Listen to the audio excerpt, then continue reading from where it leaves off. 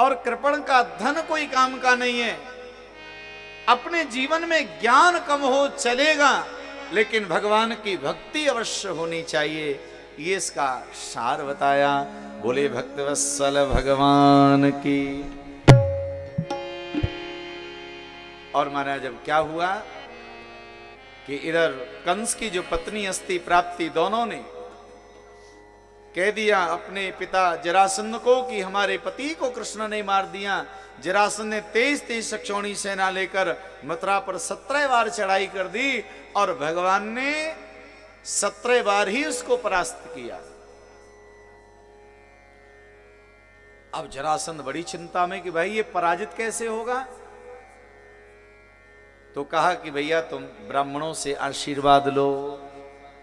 तो ब्राह्मणों से निवेदन किया, उनको जाप पर बिठाया, इस बार मेरी विजय होनी चाहिए।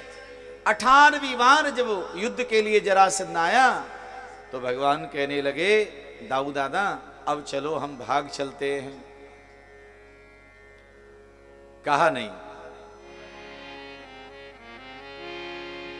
मेरे भगवान रण को छोड़ के भगे नाम रण छोड़ पड़ गया। बोले रण छोड़ राय भगवान की जय। एक पर्वत पे चढ़ गए और वहां पर जरासंध ने महाराज उसमें आग लगा दी। अग्नि को शांत करके शिल्पी विश्वकर्मा को बुलाया और समुद्र के मध्य में स्वर्णमयी द्वारिका का निर्माण कर दिया है। महाराज द्वारिका का निर्माण हो गया और रात रात में ही भगवान ने मथुरा के सभी लोगों को बुलाया और द्वारिका में विराजमान कर दिया। भगवान बन गए द्वारिका के राजा।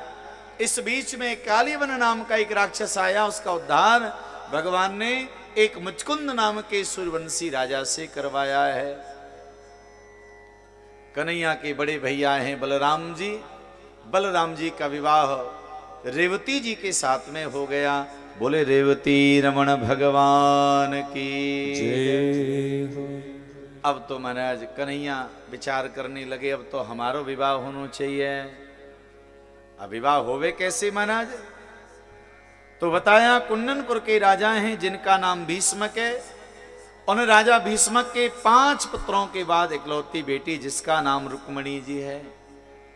सोच लिया कि रुक्मणी का विवाह मैं कृष्ण के साथ में करूंगा, लेकिन महाराज रुक्मी जो है बड़ा हो गया। कहा नहीं पिताजी, रुक्मणी का विवाह कृष्ण के साथ में नहीं, हम शिशुपाल के साथ में करेंगे।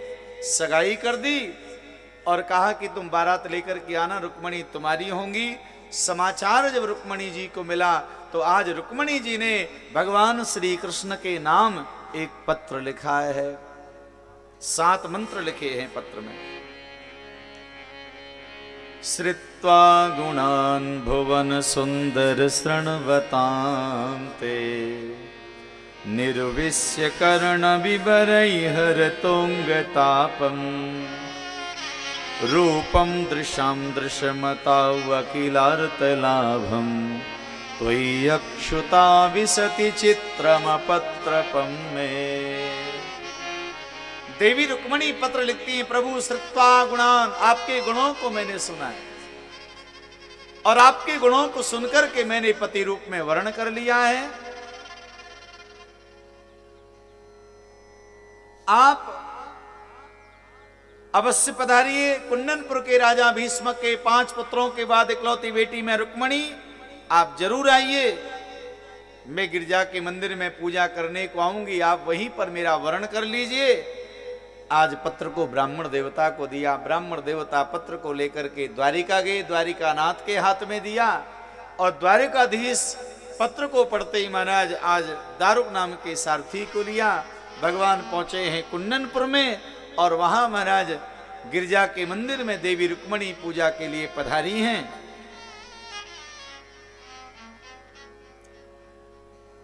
और मैंने बोले रुक्मणी रमण भगवान की जय। देवी रुक्मणी जी का हम लोग दिव्य दर्शन करेंगे, उसके पश्चात भगवान की बारात का दर्शन करेंगे।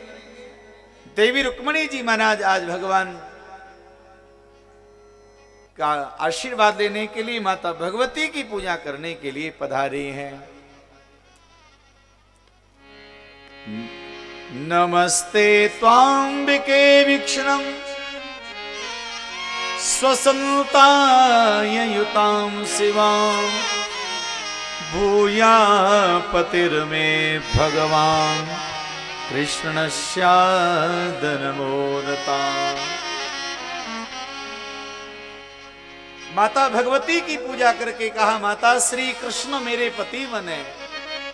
नंद गोप कुमारायो नंद गोप सुतम देवीं पति में कृते नमा।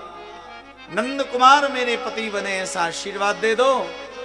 और उसी गिरजा के मंदिर में भगवान द्वारिकानाथ प्रकट हो गए। रुक्मणी जी ने जयमाल को लिया और भगवान के गले में अर्पण करा दी। रुक्मणी रमण भगवान की जय। और उसके पश्चात रुक्मणी जी का दर्शन हम करेंगे। एक सुंदर सा भाव में आओ मेरी सखी मंगल में गीत हम गुनगुनाएंगे। भगवान श्री कृष्ण जी रुक्मणी को लेकर के द्वारिका के लिए प्रस्थान किए और उसके पश्चात रुक्मी ने लौटाने का प्रयास किया, लेकिन नहीं लौटा पाए तो उसने भोजगढ़ नाम का नगर बसा लिया। देवर्षि नारद जी ने दोनों पक्षों को समझाया, रुक्मणी जगत जननी है, लक्ष्मी है, भगवान श्री हरि कृष्ण है।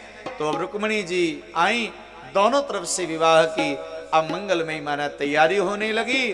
तो रुक्मणी जी की ओर से एक बधाई का गीत गाएंगे, रुक्मणी का दर्शन करेंगे। हो आओ मेरी